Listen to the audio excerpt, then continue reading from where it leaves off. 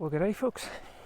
I just needed to record this little brief intro to give you advanced apologies for the abrupt ending to this upcoming vlog. My intentions were to photograph in that area over a couple of days, but our plans changed quite quickly as the weather kind of got a little bit chilly and we needed to make quite a significant drive north.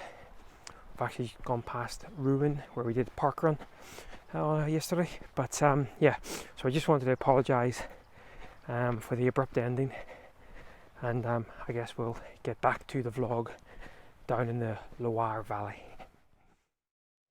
Well, good evening and welcome back to the channel.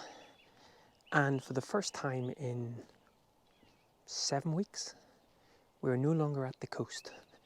We have made our way inland and we're going to be travelling east for the next couple of days before veering north. We're actually in the Loire Valley, and if you do any kind of research on the Loire Valley, I think a lot of the images that you'll see will be chateaus, and the chateaus are indeed beautiful.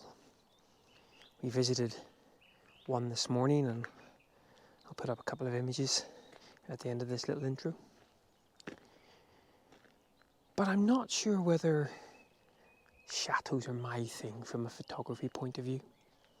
Now actually, the other thing that's changing this week, we have had some incredible weather these last 4 or 5 weeks. And actually we're starting to get a little bit more overcast and actually a little bit cooler as well. I think actually by today it was 26 Celsius. And I think by Friday it's supposed to have a feels like temperature of something like 3 or 4. So what I'm intending on doing, the fact that we're in the Loire Valley and we have got some kind of beautiful big views of chateaus and the like, and the fact that the weather does look to be a bit more overcast and subtle these next few days, I actually think what I'm going to do is look beyond the obvious and look for the smaller details. Some little smaller details of the Loire Valley. So that's what we'll do. I'm not sure whether this vlog is going to last 1 day or 2 days. Maybe even it'll last for the whole duration, or maybe I'll even split it up into a couple. I've got no idea. But we're just going to see whether or not we can come up with some of the more smaller details here in the Loire Valley. And of course that probably means that there'll be nondescript locations that remove the whole geography of where I'm from. Now, that's not to say I'm not going to shoot a chateau if we come across one in decent light, but I think my heart really is with those little smaller details, so that's what we're going to look for. Right. Go for a bit of a dander.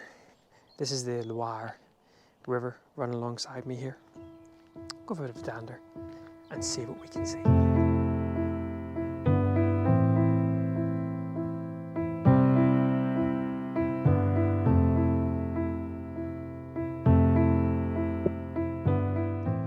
Okay, so first potential shot that I've just made here, and I'm actually pointing my camera, well, not at the moment, but I was pointing my camera down at this lovely gnarled old boat that's been hauled up on the side. It actually looks like it may have suffered a little bit of burn damage on it, which I think is adding to some of the character.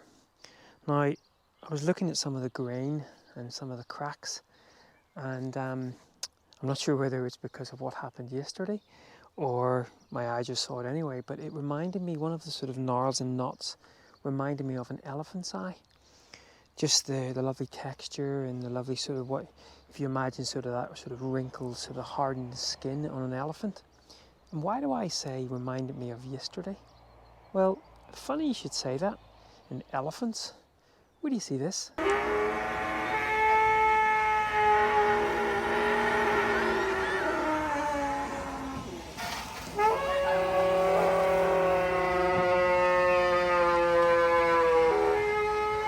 Le Grand Elephant in Nantes What a fun day that was yesterday. We actually rode up inside it as well. Fantastic, absolutely fantastic. If you're ever in Nantes, check it out. But anyway, back here, so 65 by 24 composition. Now, I took a shot in it originally on my iPhone, as I quite often do, in a 16 by 9. So I'm not too sure whether it'll end up a 65 to 24 or a 16 by 9, but certainly that sort of panoramic view. Now, I would have loved I've mentioned this before, the minimum focusing distance on this lens isn't that great. So I've had to kind of pull out maybe a little bit further than I would want to.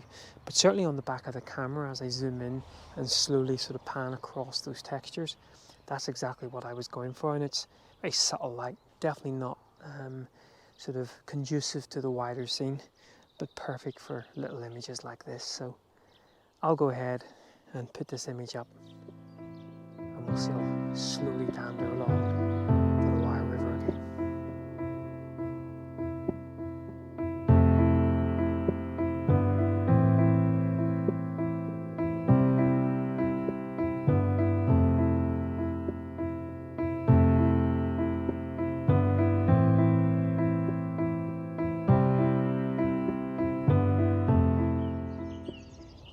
Well, good morning, and yes, it is another day.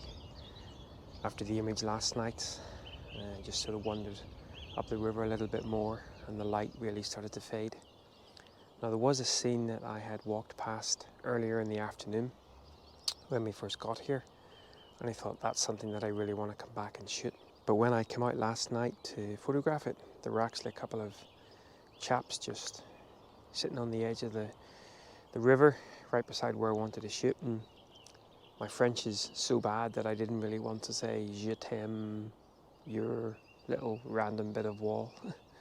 So I kind of left them to it, which meant that I didn't shoot that scene. Now I've come back out this morning. We actually had a little pitter-patter of rain on the van for the first time in several weeks, and I think, as I said, we are due some more inclement weather this week. Now the lights, sunrise was about 10 minutes ago. The lights kind of overcast, but I still want to go back and shoot this little scene, even just from my own personal collection point of view. So let's go have a look at it. So not only do we have the overcast conditions this morning, but the direction that the sun is, if I could see it, kind of means, so the little scene is kind of up this alleyway, and it's on the wall that's kind of hidden from where the sun would be. Now, obviously, if we had any light protruding through, we might get a little bit of reflection off the opposite wall, but there's just nothing. And I think on a day like today, that sun actually, rather than giving any reflective light, if it was, middle of the afternoon, it might actually be pouring a little bit of light into the scene. As it stands right now, all of those leaves and everything just kind of, I think, mushes together, and I just don't think it's going to work. So I don't think I'm going to shoot that scene. A big heron flying past. Which of course is disappointing, because this was the little scene that I kind of first drew my eye to and first got me thinking about those little intimate scenes. Now, I did shoot a similar-ish concept in one of the other little villages that we passed through yesterday. I think just with the iPhone. Maybe I shot it with the X100 as well. But I'll maybe put that up after we finish this little blurb. And I think I'll also put up a little image from this little alleyway that I shot yesterday afternoon when the light was much nicer. I really should wander around much more with the main camera.